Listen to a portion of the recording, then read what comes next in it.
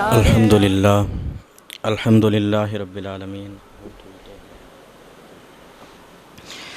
والعاقبۃ للمتقین والصلاۃ والسلام علی اشرف الانبیاء والمرسلین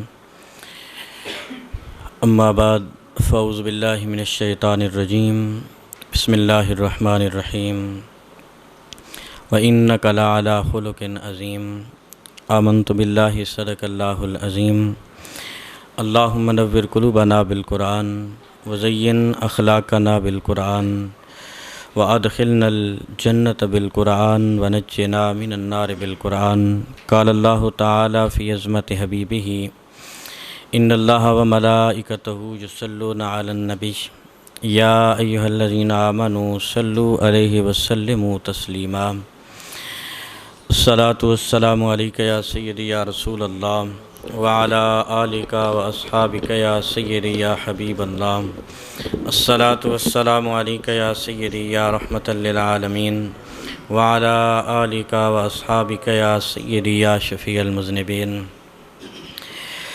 اللہم صلی علی محمد النبی الامی وعلی آلہ وصحبہ وبارک وسلم اللہم صلی وسلم وبارک علی سیدنا محمد النبی الامی الحبیب الآل القدر العظیم الجاہ وعلی آلہ وصحبہ وبارک وسلم اللہم صلی علی محمد وعلی آل محمد وبارک وسلم صلی اللہ تعالی علی حبیبہ محمد وآلہ وصحبہ وبارک وسلم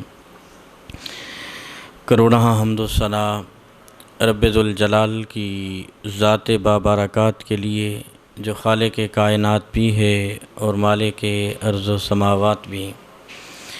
اللہ جل وعلا کی حمد و ثنا کے بعد حضور نبی اکرم نور مجسم شفیع امم اللہ کے پیارے، امت کے سہارے، رب کے محبوب، دانائے عیوب، مالک رکاب امم، فخر عرب و عجم، والی کون و مکان، سیاہ لا مکان، سید انس و جاں، سرور لالا رخاں، ماہ خوباں شہنشاہ حسینہ، تتمہ دوراں، سرخیل زہرہ جمالاں، جلوہ صبح ازل، نور ذات لم یزل، باعث تکوین عالم، فخر آدم و بنی آدم، نیر بطہا، رازدار ما اوہا، شاہد ما طغا، صاحب علم نشرہ، معصوم آمنہ احمد مجتبیٰ، حضرت محمد مصطفیٰ صلی اللہ علیہ وسلم کے حضور ناز میں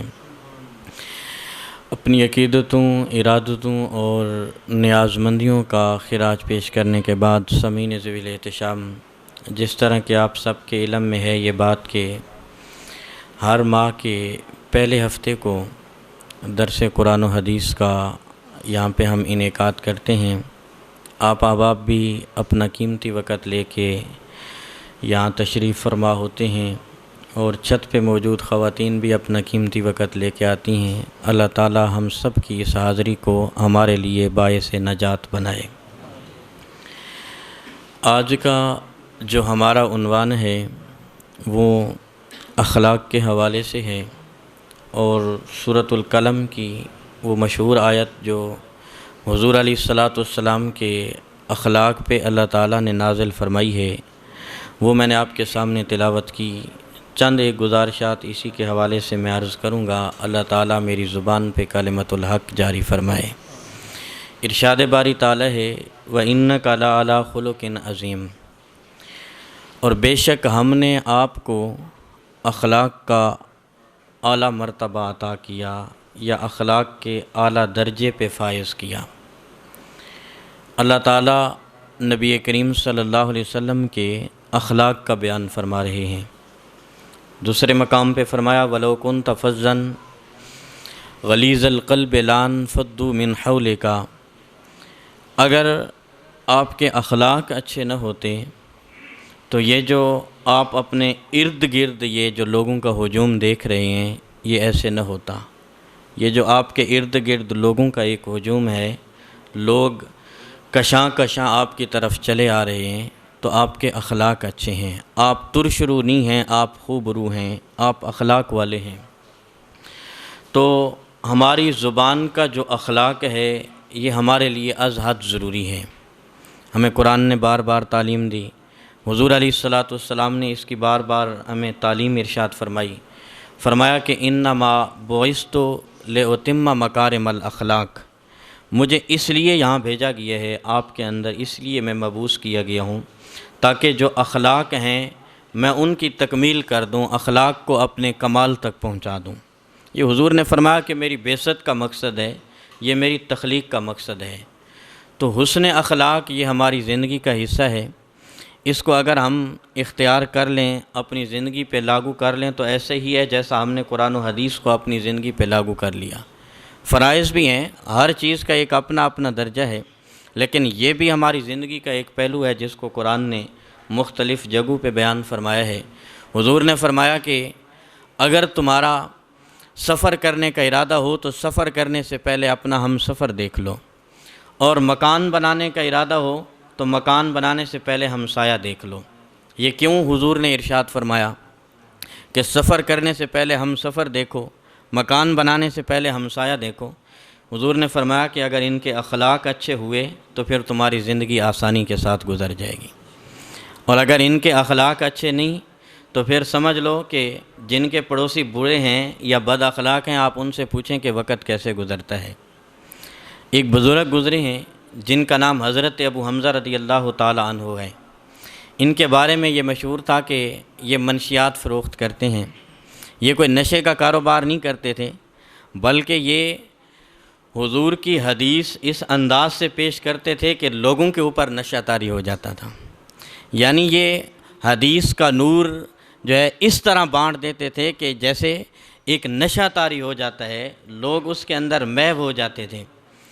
تو ان کے بارے میں یہ مشہور ہے، ان کا ایک پڑوسی تھا، وہ اپنا مکان فروخت کرنے لگا تو اس نے بورڈ لگا دیا۔ جیسے ہم نے کوئی پلاٹ بیچنا ہو نا یا مکان بیچنا ہو تو ایک تختی لگا دیتے ہیں، پلاٹ برائے فروخت، مکان برائے فروخت، پھر نیچے اپنا ہم کنٹیکٹ نمبر دے دیتے ہیں کہ اس نمبر پہ آپ رابطہ کریں۔ پھر لوگ جن کو ضرورت ہوتی ہے، جو خواہش مند ہوتے ہیں، وہ رابطہ کرتے ہیں۔ کسی کو اگر پسند آ جائے تو بات بن جاتی ہے، اور اگر کسی کو پسند نہ آئے تو وہ چھوڑ کے چلے جاتے ہیں۔ تو انہوں نے اپنا مکان بیچنا تھا، یہ حضرت ابو حمزہ کے پڑوسی تھے، انہوں نے ایک بورڈ لگایا، لکھ کے لگا دیا کہ مکان برائے فروخت، اس کی قیمت جو ہے وہ 2000 درہم ہے، لیکن میں اس کے 4000 درہم لوں گا۔ اس کی آپ نے پھر وجہ لکھی کہ 2000 درہم مکان کی قیمت ہے اور 2000 درہم ابو حمزہ کی ہمسائیگی کی قیمت ہے۔ یعنی ایک اچھا ہمسایہ ہے، وقت کا فقیہ ہے، محدث ہے، نیک انسان ہے، اس کی اپنی برکات ہیں۔ اگر کسی کا ہمسایہ کوئی عالم ہو، کوئی محدث ہو، کوئی فقیہ ہو، کوئی اللہ کا ولی ہو، تو پھر اس پہ جو رحمتوں کا نزول ہوگا اس کی عبادت کی وجہ سے، قرآن کے نور کی وجہ سے، حدیث کے نور کی وجہ سے، تو اس سے ساتھ والے بھی مستفید ہوتے ہیں۔ اور یہ اللہ کا کرم ہوتا ہے، جہاں اللہ کا نیک بندہ رہتا ہے وہاں ارد گرد کے گھرانوں پہ اللہ کی رحمتوں کا نزول رہتا ہے اس کی وجہ سے۔ تو انہوں نے کہا کہ 2000 مکان کی قیمت ہوگی، 2000 ابو حمزہ کی ہمسائیگی کی قیمت ہوگی، اور 4000 درہم میں یہ میں فروخت کروں گا۔ تو ایک لمبی لائن لگ گئی۔ اب کون نہیں چاہتا کہ جو ہے ایسا اچھا انسان کو ہمسایہ مل جائے اور پڑوس اس کا مل جائے ایک اچھے انسان کا۔ ہر کسی کی یہ خواہش تھی کہ حضرت ابو حمزہ کے ہم جو ہے آگے آ جائیں، تشریف لیں آگے، حضرت ابو حمزہ کے ہم پڑوسی بن جائیں۔ تو ان کی یہ خواہش تھی، ایک لمبی لائن لگ گئی۔ حضرت ابو حمزہ کو پتہ چلا کہ ہمارا ہمسایہ جا رہا ہے، آپ بھی متاثر تھے اس کے اخلاقیات سے، تو آپ نے اپنے خادم کو 4000 درہم دے کے بھیجا۔ آپ نے فرمایا کہ لگتا ہے کہ اس کو ضرورت ہے، اس لیے مکان بیچ رہا ہے، کوئی مجبوری ہے، ورنہ اپنا کوئی ٹھکانہ تو نہیں نہ بیچتا۔ کسی کی مجبوری نہ ہو تو اپنا کوئی گھر بیچتا ہے، یا کسی کا دل کرتا ہے کہ وہ اپنا ٹھکانہ چھوڑ جائے، یا بچوں کے سر سے وہ چھت جو ہے وہ ختم کر دے، کسی کا دل نہیں چاہتا۔ یہ بہت بڑی نعمت ہے اللہ کی، اپنا گھر جس کو میسر ہے تو وہ اللہ کا شکر ادا کرے، یہ انسان کی خوش بختی کی علامت ہے۔ نبی کریم صلی اللہ علیہ وسلم نے فرمایا کہ 3 چیزیں انسان کی خوش بختی میں سے ہیں: اچھی با ادب با اخلاق بیوی، اچھی سواری اور اپنا گھر۔ اگر یہ 3 چیزیں کسی کو میسر ہیں تو وہ شخص جو ہے اپنی قسمت پہ ناز کرے۔ یہ تو اس سے پوچھو کہ جس کی بیوی بد اخلاق ہے، بد زبان ہے، تو اس کا گھر کیسے جہنم بنا رہتا ہے، یا جس کا اپنا گھر نہیں ہے، جس وقت کہہ دیا جاتا ہے کہ مکان خالی کر کے جاؤ، یہ پھر اس کو یہ اندازہ ہے جو چھوٹے چھوٹے بچوں کو اور جوان بچیوں کو لے کے اور سامان کے ساتھ وہ جا رہا ہوتا ہے، تو یہ کس قدر تکلیف دہ مرحلہ ہے یہ وہی جانتا ہے۔ تو کون چاہتا ہے کہ میرے سر سے چھت چھن جائے؟ مجبوری تھی ان کی کوئی، تو آپ نے 4000 درہم دے کے بھیجا اور آپ نے فرمایا کہ جاؤ اور ان کو دے دو، اور ان کو کہو کہ لگتا ہے آپ مجبور ہو چکے ہیں اس لیے اپنا گھر بیچنا چاہ رہے ہیں، آپ کو جانے کی ضرورت نہیں، یہ 4000 درہم ویسے میری طرف سے ہدیہ رکھ لو اور مجھے چھوڑ کے نہ جاؤ، میری ہمسائیگی ختم کر کے نہ جاؤ۔ یہاں پہ ہمارا حال یہ ہے کہ گلی محلہ چھوڑ کے جانا تو بڑی دور کی بات ہے، انسان دنیا سے ہی رخصت ہو جائے نا تو لوگ کہتے ہیں کہ اچھا ہوا کہ فتنہ زمین میں دفن ہو گیا، ہماری ایک شخص سے جان چھوٹی۔ یہ ہمارے رویے ہیں نا، ہمارے اخلاق ہیں۔ اگر ہم نے کوئی اچھا کیا ہوتا کسی کے ساتھ، اگر ہماری زبان سے کسی کو فائدہ ہوا ہوتا اور ہمارے اخلاقیات سے کوئی متاثر ہوتا تو اس کو تکلیف ہوتی، جانے کی پریشانی ہوتی، لیکن یہاں پہ اکثر یہی ہوتا ہے کہ لوگ پڑوسی سے تنگ ہیں، اس کے رویے سے تنگ ہیں، اس کے اخلاقیات سے تنگ ہیں، اور گلی محلہ چھوڑ کے جانا درکنار دنیا سے ہی چلا جائے، کہتے ہیں اچھا ہوا فتنہ زمین میں دھنس گیا ہے، دفن ہو گیا ہے۔ تو یہ بڑی ضروری چیز ہے۔ تذکرہ اس عورت کا ہوا حضور علیہ الصلوۃ کے سامنے جس کی نمازیں بھی تھیں، روزے بھی تھے، تسبیحات بھی تھیں اور اچھے اعمال بھی تھے۔ حضور نے ان کی عبادت کا تذکرہ نہیں سنا، بلکہ حضور نے فرمایا کہ ان کے اخلاق کیسے تھے، محلے میں ارد گرد کے لوگوں کا کیا تاثر تھا اس کے بارے میں۔ تو کسی نے عرض کی یا رسول اللہ، زبان کی بڑی سخت تھی اور ارد گرد کے لوگ اس کے زبان کے شر سے محفوظ نہیں تھے، تو حضور نے فرمایا کہ جہنمی ہے، اور یہ صحیح بخاری شریف کی حدیث ہے۔ حضور نے فرمایا کہ اخلاق ہی نہیں اس کے ارد گرد کے لوگ اس سے تنگ ہیں اور آوازار ہیں، تو اس کے پھر جو ہے جنت میں جانے کی بات نہ کرو، اس کی نماز کی بات نہ کرو، اس کے روزے کی بات نہ کرو۔ یہ اللہ کے فرائض ہیں، یہ بھی ضروری ہیں، ان کا انکار نہیں ہے، لیکن کچھ چیزیں ہماری زندگی میں اللہ نے ایسی لاگو کر دی ہیں کہ جن کو ہم نے فالو کرنا ہے، جن کو ہم نے اپنانا ہے۔ اور تذکرہ اس عورت کا کیا گیا جس کی نمازیں، جس کے روزے معمول کے تھے، زیادہ صدقہ خیرات بھی نہیں تھا، تسبیح و تحلیل بھی نہیں تھی، لیکن عرض کی گئی یا رسول اللہ اخلاق بڑے اچھے ہیں، ہمسایوں کے ساتھ، محلے داروں کے ساتھ اس کا برتنا بڑا بہتر ہے اور رویہ بڑا اچھا ہے۔ حضور نے فرمایا کہ پھر اس کو جنت میں جانے سے کوئی نہیں روک سکتا، وہ جنت میں جائے گی۔ تو حضور علیہ الصلوۃ نے اخلاق کو جو ہے اختیار کرنے کے بعد اس کی تعلیم ارشاد فرمائی اپنی امت کے لیے کہ اس کو آپ نے اپنی زندگی پہ لاگو کرنا ہے۔ تو یہ اس کو معمولی نہ سمجھا جائے۔ جس کے اخلاق اچھے ہوتے ہیں نا، اگر دکاندار کے اخلاق اچھے نہ ہوں تو اس کے پاس گاہک کم آتے ہیں، بے شک وہ سودا جتنا مرضی اچھا بیچتا ہو، اگر اس کا رویہ ٹھیک نہیں ہے نا تو اس کے پاس اتنے لوگ نہیں آئیں گے، وہ کہیں گے کہ اس کو دید لحاظ ہی نہیں، یہ جو ہے بد مزاج انسان ہے، یہ کسی کا لحاظ نہیں کرتا، منہ کھول کے منہ پھٹ ہے بات کر دیتا ہے، تو لوگ کم جاتے ہیں ایسے شخص کے پاس۔ اور جس شخص کا اخلاق اچھا نہ ہونا، اس شخص کے گھر میں آ کے مہمان نہیں ٹھہرتا، اور حضور نے فرمایا کہ مہمان تو اللہ کی رحمت ہوتی ہے، اور اگر کسی شخص کے گھر میں کوئی مہمان آنا پسند ہی نہ کرے تو پھر اس کو سوچنا چاہیے کہ یہ کوئی اللہ کی ناراضگی کا سبب ہے مجھ پہ، تو اس کو اپنے رویے پہ غور کرنا چاہیے۔ حضور علیہ الصلوۃ کے ایک صحابی ہیں حضرت جابر بن سلیم رضی اللہ تعالی عنہ، ان کی پہلی ملاقات ہوئی جس وقت حضور علیہ الصلوۃ سے ابھی کلمہ نہیں پڑھا تھا، اور یہ اللہ تعالیٰ نے حضور علیہ الصلوۃ کو شان بخشی تھی کہ حضور پہلی ملاقات میں ہی اپنا بنا لیا کرتے تھے۔ ان کی پہلی ملاقات ہوئی حضور سے تو جو ہے فدا ہو گئے، عرض کی یا رسول اللہ صلی اللہ علیہ وسلم کلمہ پڑھائیے، مقام صحابیت عطا کیجیے، اسلام میں داخل کیجیے۔ حضور نے کلمہ پڑھایا، مقام صحابیت عطا فرمایا، اسلام میں لائے۔ تو آقا کریم علیہ السلام جب کوئی شخص اسلام میں آتا تھا تو حضور اس کو لمبی چوڑی تبلیغ نہیں فرماتے تھے، کیونکہ ساری چیزیں ایک دن میں تو نہیں نا وہ انسان کو عطا کر دینی چاہیے اور ساری چیزیں ایک دفعہ ہی لاگو کر دینی چاہیے۔ اسلام بھی پھیلا ہے نا، تو بتدریجاً قرآن آہستہ آہستہ نازل ہوا ہے، ایک دم سے نازل نہیں ہو گیا، تھوڑا تھوڑا کر کے اللہ تعالیٰ نے نازل کیا ہے تاکہ لوگوں کو دقت نہ ہو، اس کو فالو کرنے میں، اس پہ عمل پیرا ہونے میں لوگوں کے لیے مشکل نہ ہو۔ چاہیے تو یہ تھا نا کہ حضور اس کو نمازوں کی تلقین کرتے، روزے رکھنے کا کہتے، موسم حج آئے تو حج کے لیے جانا ہے، مال دیا اللہ نے تو سال میں ایک بار زکوٰۃ دینی ہے، حضور نے کوئی لمبی چوڑی اس کو تبلیغ نہیں کی۔ حضور نے فرمایا کہ یہ چیزیں ساتھ ساتھ ہوتی رہیں گی۔ حضور ایک نصیحت فرماتے تھے، جب کوئی شخص پہلی بار آتا تھا اور کلمہ پڑھ لیتا تھا تو اس کو حضور ایک نصیحت فرماتے تھے، اور بہت سارے صحابہ کرام کا میں نے احادیث میں پڑھا ہے کہ جن کو حضور نے جو پہلی بات کی ہے نا اس پہ وہ فخر کرتے تھے کہ جب ہم نے کلمہ پڑھا ہے، جب ہم حضور کی بارگاہ میں آئے ہیں تو یہ وہ پہلی بات تھی جو حضور نے ہمیں سکھائی تھی اور ہمیں بیان فرمائی تھی۔ تو صحابہ کرام اس پہ ناز کرتے تھے کہ یہ پہلی بات ہے جو حضور نے ہمیں سکھائی۔ تو حضرت جابر بن سلیم رضی اللہ تعالیٰ عنہ فرماتے ہیں کہ جب میں پہلی بار آیا نا حضور کے پاس، میں نے کلمہ پڑھا اور مقام صابیت حاصل کر لیا، تو کہتے ہیں کہ مجھے حضور نے جو پہلی بات ارشاد فرمائی وہ میری دل کی تختی پہ لکھی ہوئی ہے۔ آپ فرماتے ہیں کہ حضور نے فرمایا کہ لا تسبن احدا، اے جابر کسی کو گالی نہیں دینا بلکہ اچھے اخلاق سے ہی پیش آنا ہے آپ نے ہر کسی۔ تو پھر آگے انہوں نے عمل کیسے کیا؟ آپ فرماتے ہیں کہ انسان کو گالی دینا تو درکنار، میں نے اپنی زندگی میں کبھی کسی جانور کو بھی گالی نہیں دی، کبھی گالی میری زبان پہ جاری نہیں ہوئی۔ یہ وہ حضور کی بات پہ عمل کرتے تھے نا، حضور نے ہمیں اخلاق کی تعلیم دی، تو ہم کیا کرتے ہیں؟ یہاں پہ ہمارے پنجاب کا کلچر ہے اور بھی دوسرے جو صوبہ جات ہیں ان میں بھی جو ہے شامل ہے گالی گلوچ ہمارے رویوں کے اندر، لیکن میں نے دیکھا ہے کہ یہاں ہمارے پنجاب میں بہت زیادہ ہے۔ بات بات پہ لوگ گالی دیں گے، بات بات پہ جو ہے وہ اس طرح بات کریں گے، نام بگاڑیں گے، گالی دے کے بلائیں گے۔ رویوں میں وہ نرمی نہیں ہے، وہ اخلاق نہیں ہے جس کی ہمیں تعلیم دی گئی تھی۔ بلکہ آج ہمارا بچہ بھی جس وقت وہ بولنے کے قابل ہوتا ہے نا تو وہ گالیاں سیکھتا ہے۔ اس کی کیا وجہ ہے؟ کیونکہ گھر کے اندر ہم اس کو پورا ایک ماحول فراہم کرتے ہیں گالیاں دینے کا، اور وہ جو ہے ہم سے سیکھتا ہے گالیاں، اور وہ بچپن سے ہی گالی دیتا ہے۔ چاہیے تو یہ تھا کہ جب پہلی بار اس نے اپنی زبان پہ گالی دی تھی تو ہم اس کو وہیں پہ روک دیتے، ٹوک دیتے، اس کو سمجھاتے کہ گالی نہیں دیتے کسی کو بلکہ اچھی بات کرتے ہیں، اخلاقیات اب ہم اس کو سکھاتے، لیکن ہم نے اس کو سکھایا نہیں۔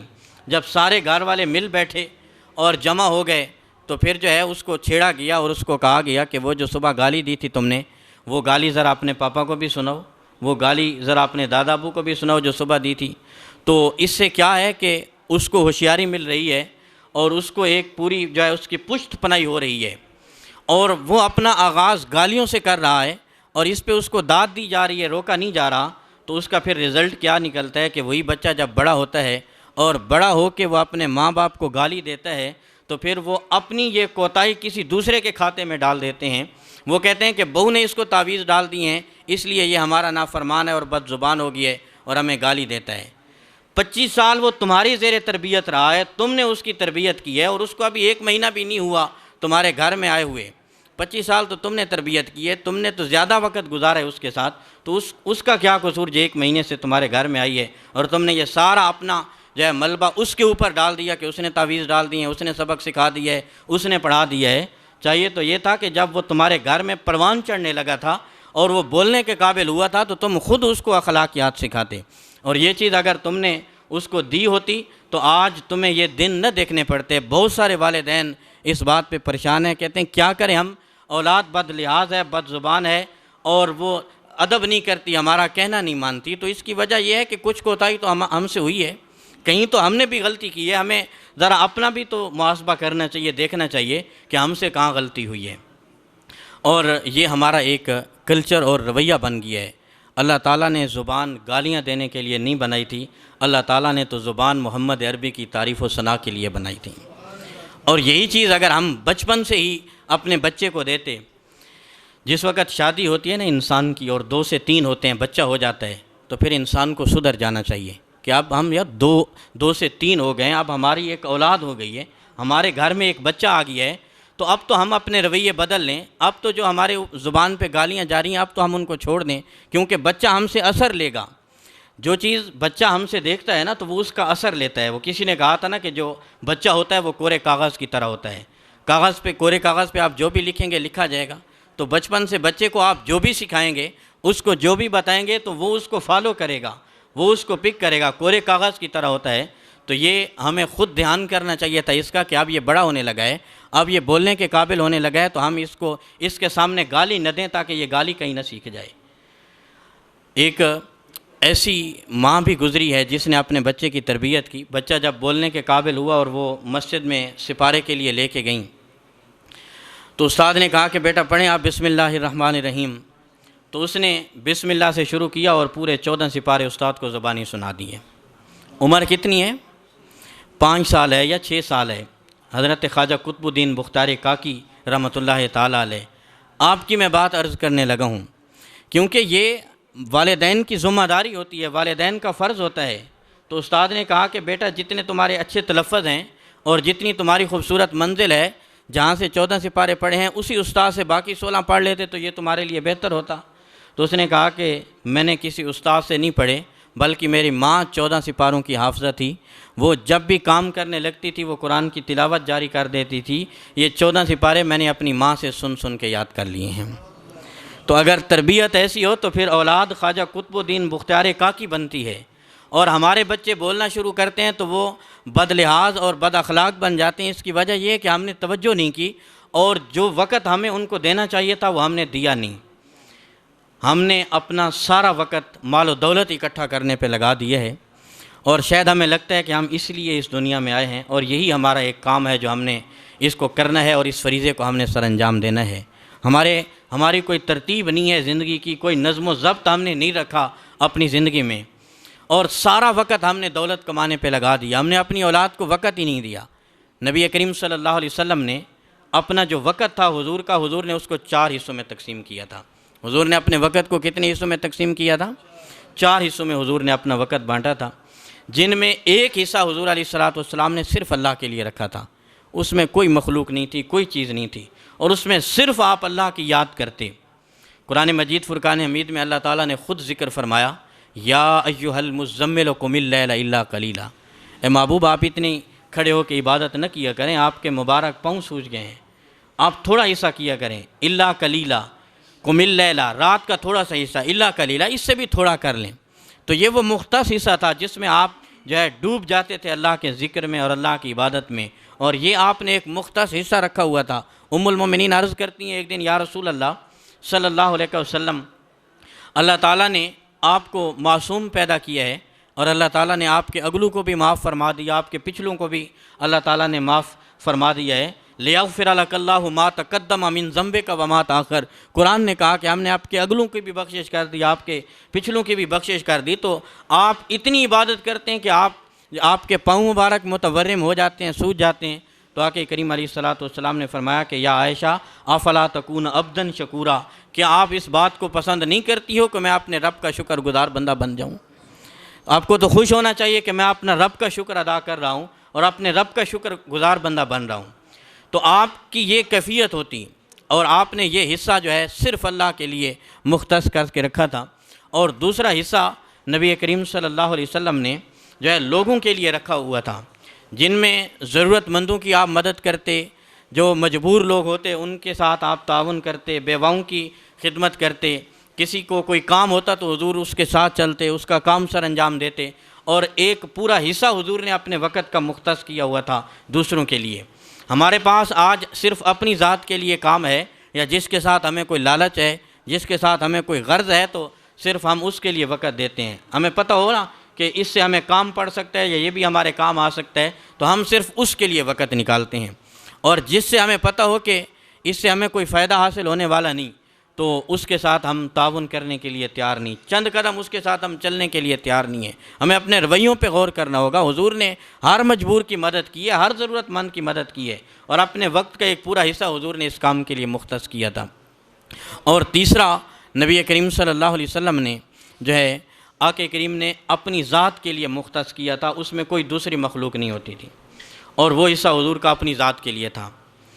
تو اس میں حضور کیا کرتے جو حضور نے اپنی ذات کے لیے ایک وقت مختص کر دیا تھا؟ کسی نے ام المومنین سے عرض کی کہ اے مومنوں کی ماں، آپ بتائیں کہ جو وقت حضور نے اپنی ذات کے لیے رکھا تھا اس میں حضور کیا کرتے تھے، حضور کا کام کاج کیا ہوتا؟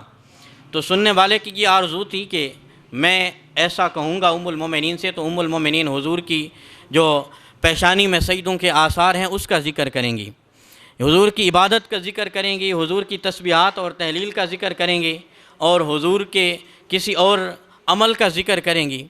لیکن ام المومنین نے ان کی توقع کے خلاف بات کی۔ ام المومنین نے فرمایا کہ جو حصہ حضور نے اپنی ذات کے لیے مختص کیا تھا نا، اس میں حضور علیہ الصلوۃ والسلام اپنے ذاتی کام سر انجام دیا کرتے تھے۔ نالین مبارک پھٹ جاتا تو اس کو خود سی لیتے تھے، اور پانی کا ڈول تھا جو پانی کھینچنے کے لیے گھر میں رکھا ہوا تھا، پہلے پانی کنویں سے کھینچا جاتا تھا، اس کے لیے ڈول استعمال ہوتا تھا۔ ام المومنین فرماتی ہیں کہ اس میں اگر کبھی کوئی خرابی پیدا ہو جاتی تو اس کو حضور علیہ الصلوۃ والسلام خود درست فرماتے تھے، خود ٹھیک کرتے تھے، اور اگر حضور کے مبارک لباس میں کوئی پھٹن آ جاتی تو حضور خود سی لیتے تھے، اپنے مبارک ہاتھوں سے پیوند لگا لیتے تھے۔ اور گھر میں ایک بکری ہم نے رکھی ہوئی تھی، آقا کریم علیہ الصلوۃ والسلام خود اس کا دودھ دو لیا کرتے تھے، اور یہ اپنے ذاتی کام جو ہیں یہ سارے کام حضور علیہ الصلوۃ والسلام خود کرنا پسند کرتے تھے۔ یہاں رک کر کے میں ایک عرض کروں گا کہ کیا یہ حضور کے یہ کام امہات المومنین سر انجام نہیں دے سکتی تھیں؟ یہ سارے کام حضور کی ازواج بھی کر سکتی تھیں۔ حضور علیہ الصلوۃ والسلام کے صحابہ کرام حضور کے یہ چھوٹے چھوٹے کام نہیں کر سکتے تھے؟ حضور کے صحابہ کرام بھی یہ کام کر سکتے تھے۔ جو صحابی حضور کے وضو کا پانی زمین پہ نہیں گرنے دیتے، حضور وضو کرتے ہیں تو وہ پانی اپنے ہاتھوں پہ مال لیتے ہیں، اپنے چہروں پہ، اپنے جسموں پہ مال لیتے ہیں، اور جس کو پانی میسر نہیں آتا وہ اپنے ہاتھوں کو ان کے ہاتھوں کے ساتھ مس کرتا ہے جس کو حضور کے وضو کا پانی میسر آیا ہے۔ تو وہ یہ کیا حضور کے چھوٹے چھوٹے کام نہیں کر سکتے تھے؟ کر سکتے تھے، لیکن حضور کی طرف سے اجازت نہیں تھی۔ میرے حضور نے فرمایا کہ میں اپنا کام کرنا خود پسند کرتا ہوں، اور یہ سارا کچھ امت کی تعلیم کے لیے، تاکہ امت کے لیے تعلیم رہ جائے۔ آج جس کے پاس چار پیسے آ جاتے ہیں وہ کہتے ہیں جی میرے پاس نوکر چاکر ہیں، میرے پاس دوڑتی گاڑیاں ہیں، گاڑی کا دروازہ کھولنے کے لیے الگ آدمی رکھا ہوا ہے، بندہ خود گاڑی میں بیٹھا ہے اور وہ دروازہ نہیں کھول رہا ہے، ایک دوسرا بندہ آ کے اس کی گاڑی کا دروازہ بھی کھول رہا ہے، بوٹ پالش کرنے کے لیے اس نے الگ بندہ رکھا ہے، گھر کے کام کاج کے لیے اس نے الگ نوکرانی اور خادم رکھا ہوا ہے۔ وہ کہتا ہے کہ یہ اپنے کام کرنے کا مزاج تو وہ بنائے نا جس کے پاس کچھ نہیں ہے، مجھے کیا ضرورت ہے کہ یہ سارے کام میں خود سر انجام دوں؟ میں تو نوکر رکھ سکتا ہوں، میں تو نوکرانیاں رکھ سکتا ہوں، خادم، اور یہ لوگ میرے کام کاج کرنے کے لیے آ سکتے ہیں، میرے پاس مال ہے، پیسہ ہے۔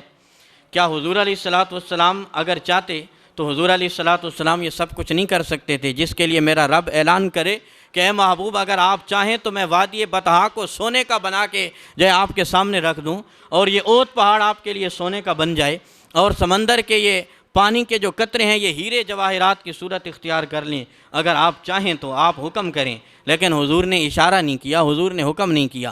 حضور نے فرمایا کہ اپنا کام کرنا میں خود پسند کرتا ہوں، اور میں اپنی امت کے لوگوں کو اس بات کی تعلیم دیتا ہوں کہ وہ بھی اپنا کام خود سر انجام دیں، اور میری ایک سنت ان کے لیے بطور نمونہ رہ جائے۔ ایک سفر میں تھے حضور علیہ الصلوۃ والسلام، تو ایک جگہ پہ پڑاؤ کیا، سفر کا سامان ساتھ تھا، تو بکری ذبح کرنی تھی، وہاں پہ کھانا تیار کرنا تھا۔ تو ایک صحابی نے عرض کی یا رسول اللہ میں بکری ذبح کروں گا، ایک نے کہا کہ میں کھال اتاروں گا، دوسرے نے کہا کہ میں گوشت تیار کروں گا، تیسرے نے کہا یا رسول اللہ میں سالن تیار کر دوں گا، ایک صحابی کہنے لگے میں روٹیاں بنا دوں گا۔ تو دیکھیے حضور اپنا کام کرنے کا مزاج کیسے رکھتے ہیں۔ آقا کریم علیہ الصلوۃ والسلام نے فرمایا کہ آگ جلانے کے لیے لکڑیاں بھی تو چاہیے ہوں گی، چلو میں جنگل سے جا کے لکڑیاں کاٹ لیتا ہوں، تم آگ جلا لینا۔ تو حضور اگر چاہتے تو ضرورت نہیں تھی حضور کو کام کرنے کی، جب اتنے صحابہ کرام ہیں حضور کے ساتھ، چاہتے تو صحابہ کرام جنگل سے لکڑیاں بھی کاٹ سکتے تھے۔ کسی صحابی نے عرض کر دی یا رسول اللہ ہم کس لیے ہیں، ہمیں آپ حکم کریں۔ حضور نے فرمایا کہ نہیں، مجھے بھی تو کچھ کرنا چاہیے نا، میں بھی تو آپ کا ساتھی ہوں، کھانا کھانے میں بھی آپ کے ساتھ شریک ہوں گا، تو پھر مجھے اپنے حصے کا کام بھی تو کرنے دینا۔ تو یہ حضور علیہ الصلوۃ والسلام نے مزاج دیا ہے۔ ایک وقت حضور اپنے کام کے لیے مختص کرتے تھے، اور حضور فرماتے ہیں کہ مجھے فخر ہے کہ میں اپنا کام اپنے ہاتھ سے کرتا ہوں۔ آج چار پیسے آ جائیں تو بازار سے سودا بھی نوکر نے لا کے دینا ہے، ہم آدھا کلو چینی پکڑ کے بازار سے نہیں آ سکتے، کیونکہ ہم اس میں اپنی سبکی اور ہتک محسوس کرتے ہیں، ہمیں اس میں شرمندگی ہوتی ہے۔ کبھی چلے جائیں بازار سے سبزی پکڑ کے لے آئیں خود، بے شک ہو نوکر گھر کے اندر خدمت کرنے والا ہو، کوئی بات نہیں، اس کو رہنے دیں۔ کبھی اپنی چائے خود بنا لیں نوکر کے ہوتے ہوئے، کوئی فرق نہیں پڑتا۔ اور ہم تو اپنے جو ہے ہم مذہبی لوگ ہیں، ہم تو اپنے جوتے بھی نہیں اٹھا سکتے، ہماری کوشش ہوتی ہے کہ لوگ جو ہے ہمارے جوتے بھی اٹھا کے اندر رکھیں۔ تو ہر کسی کو اپنے رویے پہ غور کرنا چاہیے۔ حضور علیہ الصلوۃ والسلام ایک جو ہے مختص حصہ تھا اپنے وقت کا، جو اپنی ذات کے لیے حضور نے استعمال کیا اور اپنی امت کو تعلیم دی۔ اور چوتھا جو حصہ تھا حضور کے کام کا، وہ نبی کریم صلی اللہ علیہ وسلم نے اپنی اولاد کو اخلاقیات سکھانے میں اور دین سکھانے میں صرف کیا، یہ مختص کر دیا تھا حضور علیہ الصلوۃ والسلام نے۔ حضرت امام علی مقام امام حسین رضی اللہ تعالیٰ عنہ، ابھی محرم شریف گزرا ہے اور ہر طرف تذکرے حسین کے ہی تھے رضی اللہ تعالیٰ عنہ۔ 7 سال 7 ماہ حضرت امام حسین نے حضور کی آغوش میں تربیت پائی ہے۔ ایک دفعہ بچپن تھا تو حضرت امام حسین نے ایک کھجور لی، صدقے کی کھجور تھی، اپنے حلق میں ڈال دی، کھانے لگے، بچے تھے، اندازہ نہیں تھا کہ یہ صدقے کی کھجوریں ہیں۔ حضور علیہ الصلوۃ والسلام نے دور سے دیکھا حضرت امام حسین کو کھجور حلق میں ڈالتے ہوئے، تو حضرت امام حسین کی طرف حضور تیزی کے ساتھ قدم اٹھا کے بڑھے اور انگلی حضرت حسین کے حلق میں ڈالی، اور آقا کریم علیہ الصلوۃ والسلام نے فرمایا کہ اے میرے بیٹے حسین، آپ کو پتہ نہیں یہ صدقے کی کھجوریں ہیں اور اللہ تعالیٰ نے صدقہ میری اہل بیت پہ حرام کر دیا ہے، یہ آپ کے لیے جائز نہیں کہ ایک کھجور بھی آپ اپنے حلق سے نیچے لے کے جائیں۔ بچے تھے، لڑکپن تھا، چھوٹی عمر تھی، اور غلطی سے کھجور ایک چلی گئی منہ کے اندر، لیکن حضور نے نہیں جانے دی، حلق سے باہر نکال دی انگلی ڈال کے۔ تو حضور نے تربیت فرمائی ہے اپنی اولاد کی۔ آج ہم غور کریں کہ ہم اپنی اولاد کی تربیت کرتے ہیں، اپنی اولاد کو وقت دیتے ہیں، ان کو یہ اخلاقیات سکھاتے ہیں۔ کبھی ہم نے اپنے بچوں کو بٹھا کے حلال اور حرام کی تمیز سکھائی ہے؟ بلکہ ہم تو اپنے بچوں کو جب کبھی نصیحت کرنے کا موقع ملے تو کیا نصیحت کرتے ہیں؟ وہ جھونپڑی میں رہنے والا آج کوٹھی کا مالک بن گیا ہے اور تم نکمے ادھر کے ادھر کھڑے ہوئے ہو۔ وہ سائیکل پہ جانے والا آج اچھی خاصی گاڑی لے کے گھوم رہا ہے اور تم نکمے ادھر کے ادھر ہو۔ ہم تقابلی جائزہ کرتے ہیں تو صرف جو ہے اس کی دنیا کا کرتے ہیں، کبھی ہم نے اس کی آخرت کا جائزہ نہیں لیا۔ کبھی ہم نے اپنی اولاد کو یہ نہیں سکھایا کہ وہ دیکھو فلاں کا بچہ 5 نمازیں پڑھتا ہے، تم ذرا تہجد بھی پڑھ کے دکھاؤ۔ وہ فلاں کا بچہ ہے، قرآن پاک کے لیے اپنا اس نے ایک وقت مختص کیا ہوا ہے، تم ذرا قرآن کے ساتھ ساتھ کبھی کوئی دوسرے نوافل عبادت بھی کر کے دکھاؤ۔ کبھی ہم نے دین کا جو ہے تقابلی جائزہ کیے نہیں ہے۔ جب بھی ہم نے جائزہ لیا ہے اس کا دنیا کا ہی جائزہ لیا ہے کہ وہ فلاں چھوٹے سے گھر سے، چھوٹے سے مکان کی اتنی بڑی کوٹھی کا مالک بن گیا اور تم وہیں کے وہیں ہو۔ تو ہم اپنی اولاد کو کیا سکھا رہے ہیں؟ اس سے اولاد کے ذہن کے اندر کیا بن رہا ہے؟ اس سے اپنی اولاد کے ذہن کے اندر یہ بات بیٹھ رہی ہے، اولاد یہ سمجھ رہی ہے کہ ہم نے دنیا میں دوڑ لگانی ہے اور ہم نے دوسرے سے آگے نکل کے جانا ہے۔ 2 منزلہ مکان ہے کسی کا، ہم نے 3 منزلہ بنانا ہے۔ کسی کے پاس چھوٹی گاڑی ہے تو ہم نے بڑی گاڑی حاصل کرنی ہے۔ تو اس کے لیے پھر کیا ہوتا ہے؟ جائز ناجائز، حلال حرام کی تمیز اولاد بھول جاتی ہے۔ کبھی ہم نے پوچھا ہے اپنے بچے سے جب وہ کما کے لاتا ہے ہمارے پاس، تو آپ نے پوچھا ہے کبھی اس سے بٹھا کے کہ یہ جو کما کے لائے ہو یہ کہاں سے لائے ہو؟ یہ حلال کا ہے یا حرام کا ہے؟ جائز طریقے سے لائے ہو یا ناجائز طریقے سے لائے ہو؟ ہمیں صرف ایک ہی ہے کہ بس مال آنا چاہیے، وہ چاہے جیسے بھی آ جائے۔ کبھی ہم نے اس کی آخرت کی فکر نہیں کی۔ حضور نے حضرت امام حسین کو ایک کھجور حلق سے نیچے نہیں اتارنے دی، اور تربیت کی میرے حضور نے حضرت امام حسین کے، ان کو اخلاقیات سکھائے۔ حضرت امام زین العابدین رضی اللہ تعالیٰ عنہ آپ فرماتے ہیں کہ میرے باپ حضرت امام حسین رضی اللہ تعالیٰ عنہ کا یہ معمول تھا کہ وہ روزانہ 100 نفل ادا فرمایا کرتے تھے۔ کیا کرتے تھے؟ روزانہ 100 رکعت نفل ادا فرمایا کرتے تھے۔ اور آپ نے اگلی بات انتہائی خوبصورت کی، آپ نے فرمایا کہ میں نے تہجد اپنے باپ حضرت امام حسین سے سیکھی ہے۔ تو اپنی اولاد کو تہجد سکھائیں، ان کو نماز سکھائیں، ان کو نوافل سکھائیں۔ یہ اخلاقیات کی وہ تعلیمات ہیں جو ہم نے اپنی اولاد کو دینی ہے، اور یہ ضروری ہے ہمارے لیے، تاکہ کل جس وقت اولاد بڑی ہو نا، کیونکہ وقت رنگ بدلتا ہے۔ آج جو ہے ہم جوان ہیں، ہماری اولاد ہے، وہ بچے ہیں، کل کو ہم بوڑھے ہو جائیں گے، وہ جوان ہو جائیں گے، وقت بدل جائے گا، وہ ہماری جگہ پہ آ جائیں گے۔ اگر ہم نے ان کی بچپن سے اچھی تربیت کی ہوگی تو کل جب وہ بڑے ہوں گے تو اس کا صلہ ہمیں انشاءاللہ ضرور ملے گا۔ جس وقت کربلا سے یہ قافلہ واپس پلٹا تھا نا اہل بیت رسول کا، تو حضرت زینب کے پاس خواتین آئیں جو ہے تعزیت کے لیے کہ کربلا میں آپ کے ساتھ بڑا ظلم ہو گیا اور آپ کے پورے خاندان کو ذبح کر ڈالا گیا، ان کے سروں کو نیزوں پہ چڑھایا گیا۔ تو خواتین نے سوال کیا کہ اے بی بی زینب، آپ بتائیں کہ کربلا کی مشکل ترین گھڑی کیا تھی، وہ لمحہ کیا تھا کربلا کا، آپ اس کا تذکرہ کریں۔ تو اس کے سننے والے کی یہ غرض تھی کہ حضرت امام حسین کا جو ہے جب سر قلم ہوا ہوگا تو یہ وہ دردناک تذکرہ چھیڑیں گی، حضرت عباس کے بازو قلم ہونے کا یہ تذکرہ سنائیں گی، حضرت معصوم علی اصغر کے حلق سے تیر کیسے گزرا اور خون کے فوارے کیسے جاری ہوئے، یہ وہ دردناک داستان بیان کریں گی۔ لیکن حضرت زینب رضی اللہ تعالی عنہ نے ایسی کوئی داستان بیان نہیں کی۔ آپ نے فرمایا کہ جس وقت تمام کو شہید کر دیا گیا اور شہداء کی لاشیں میں اکٹھی کر رہی تھی، تو اس وقت میری ایک دن مغرب کی نماز میں تاخیر ہو گئی۔ سب سے مشکل لمحہ اور گھڑی وہ تھی میرے لیے کربلا میں۔ تو آج ہم اپنے رویوں پہ غور کریں، ہمیں صرف اپنا دکھ یاد ہے، ہمیں صرف اپنی تکلیف یاد ہے۔ سر میں درد ہو تو لوگ نماز چھوڑ دیتے ہیں، ذرا سا بخار ہو جائے تو نماز لوگ چھوڑ دیتے ہیں، ذرا سا کام ہو تو لوگ نماز چھوڑ دیتے ہیں۔ تو یہ ان کے جو ہے یہ تربیت ان کے جو ہے ان کو گھر سے ملی تھی۔ انہوں نے حضور کو جو ہے حضرت امام حسین نے، حضور کی آل نے حضور کو جس وقت دیکھا تھا تو حضور کی پیشانی سجدے میں دیکھی تھی، اور یہ تربیت کی تھی حضرت امام حسین کی اور کربلا والوں کی حضور نے، پھر اس کا رزلٹ کیا نکلا؟ 10 محرم کو ایک سجدہ کیا حضرت امام حسین نے کربلا کے میدان میں، جس پہ آج بھی پوری امت فخر کر رہی ہے اس حسین کے سجدے پہ، اور پوری امت کو ناز ہے کہ اس نے وہ سجدہ کیا جس پہ اللہ کے ملائک نے بھی ناز کیا اور جس پہ خود خدا ناز فرما رہا ہے۔ اس نواسے پر محمد مصطفیٰ کو ناز ہے، اس کی ہمت پر علی شیر خدا کو ناز ہے، سجدے تو سب نے کیے اس کا نیا انداز ہے، اس نے وہ سجدہ کیا جس پہ خدا کو ناز ہے۔ حضرت سیدہ کی تربیت میں رہے، 7 سال 7 ماہ گزارنے کے بعد حضرت امام حسین، تو سیدہ نے ان کی تربیت کی، تو انہوں نے کیا دیکھا اپنی ماں کو؟ حضرت امام حسین رضی اللہ تعالیٰ عنہ نے کیا دیکھتی ہیں؟ حضرت سیدہ عائشہ صدیقہ، حضرت خاتون جنت فاطمہ الزہرا فرماتی ہیں کہ اے پروردگار، کوئی ایک رات تو ایسی بنا دے کہ جس میں تیری بندی کا ذوق عبادت ہی پورا ہو جائے۔ ایک سجدہ میرا پورا نہیں ہو جاتا، رات ختم ہو جاتی ہے، کوئی ایک رات تو ایسی ہو کہ ایک سجدہ ہی میں جی بھر کے کر لوں۔ یہ شکوہ کر رہی ہیں اللہ تعالیٰ کی بارگاہ میں۔ اور پھر اس کا اثر کیا تھا؟ حضرت امام حسین کی تربیت فرما رہی ہیں، چکی پیس رہی ہیں تو قرآن کی تلاوت ہے یا حضور پہ درود و سلام پڑھا جا رہا ہے، کھانا بنا رہی ہیں تو قرآن پڑھا جا رہا ہے یا حضور پہ درود و سلام پڑھا جا رہا ہے یا تسبیحات اور ذکر و تحلیل کیا جا رہا ہے۔ اور پھر اس کا اثر امت نے دیکھا۔ وہ کسی نے کہا تھا نا کہ نبی کے گھر کی ہے عزت نبی سے سنتے ہیں، علی کے گھر کی ہے عظمت علی سے سنتے ہیں، وہ معزز کیا جس نے گھرانے کو، حسین پال کے دیا جس نے زمانے کو۔ تو پھر حسین کی تربیت ہی ایسی تھی کہ دنیا آج بھی حضرت حسین کے سجدے پہ ناز کرتی ہے۔ حضرت اقبال نے ایک نظم لکھی تھی جس کا مفہوم میں آپ کے سامنے عرض کرتا ہوں سیدہ کی شان میں۔ حضرت اقبال فرماتے ہیں کہ اے سیدہ، تیرے والد گرامی تاجدار کائنات کی شریعت کا پاس ہے مجھے کہ اللہ کے علاوہ کسی کو سجدہ جائز نہیں، کیونکہ حضور کی شریعت میں تعظیمی سجدہ بھی حرام قرار دے دیا گیا جبکہ پہلے جائز تھا۔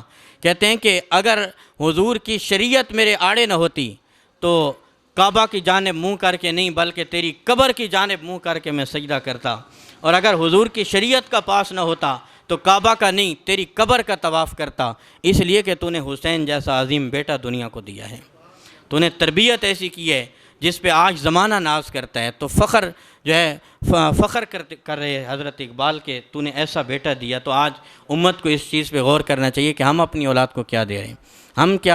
ہم اپنی اولاد کو جو ہے جائز ناجائز نہیں بتائیں گے، حلال حرام نہیں بتائیں گے، آرزو صرف یہ رکھیں گے کہ ہمارا بیٹا حضرت امام حسین کا جان نشین بنے، حضرت امام حسن کا جان نشین بنے۔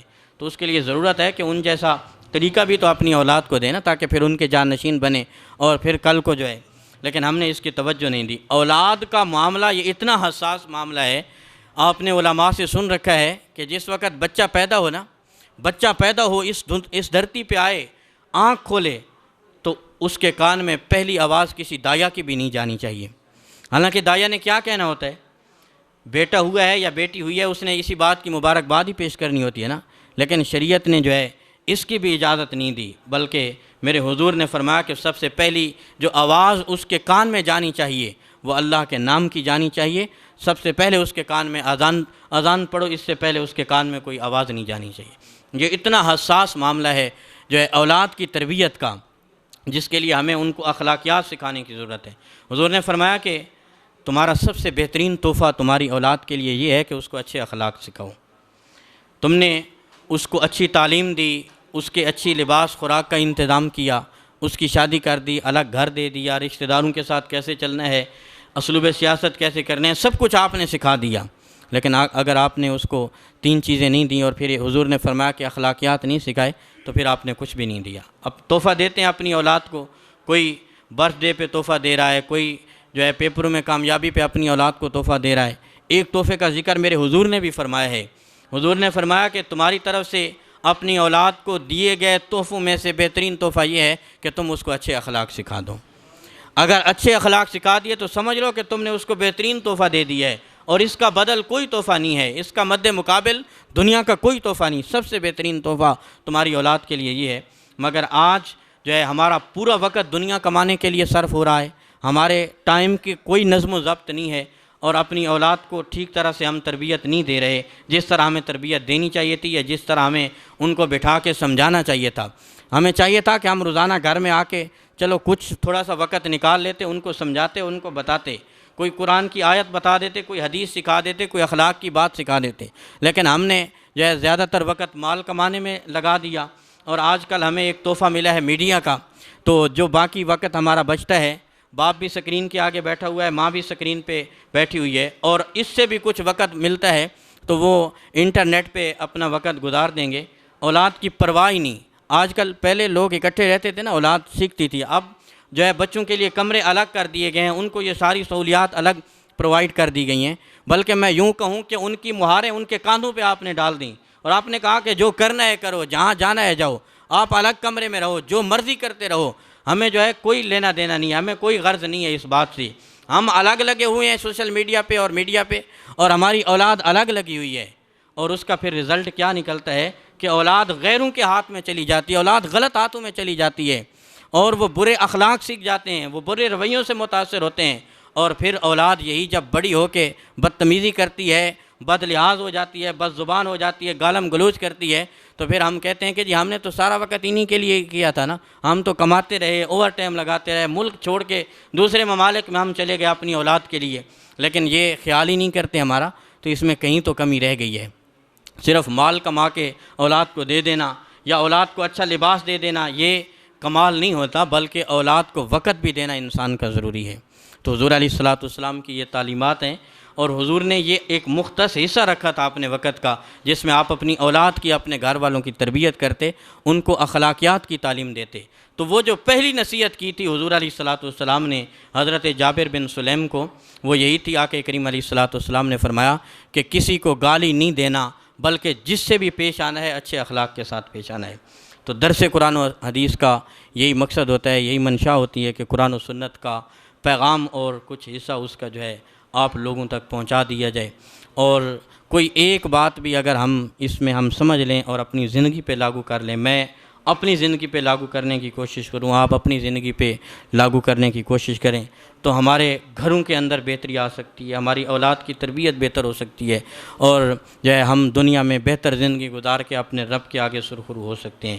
یہی مقصد ہے ہمارا درس قرآن کا، اور ہر مہینے جو ہے ہم آپ کو زحمت دیتے ہیں، اور آپ کی مہربانی ہے، خواتین کی بھی، آپ احباب کی بھی اپنا قیمتی وقت لے کے آپ تشریف فرما ہوتے ہیں، اور آپ دوست احباب کو بھی دعوت دیا کریں، جو آپ کے ملنے والے ہیں، جاننے والے ہیں، جو دلچسپی رکھتے ہیں، نہیں بھی رکھتے تو آپ دوست احباب کو ساتھ لایا کریں، تاکہ ہو سکتا ہے ہماری کوئی بات کسی کے جو ہے کام آ جائے، تو اس کی وجہ سے ہماری بھی آخرت سنور جائے۔ یہ بھی ایک صدقہ جاریہ ہوتا ہے، جیسے پچھلے درس میں میں نے پورا درس ہی اسی بات پہ دیا تھا کہ یہ جو ہے دین کا علم جو ہے یہ بھی صدقہ جاریہ ہوتا ہے انسان کے لیے۔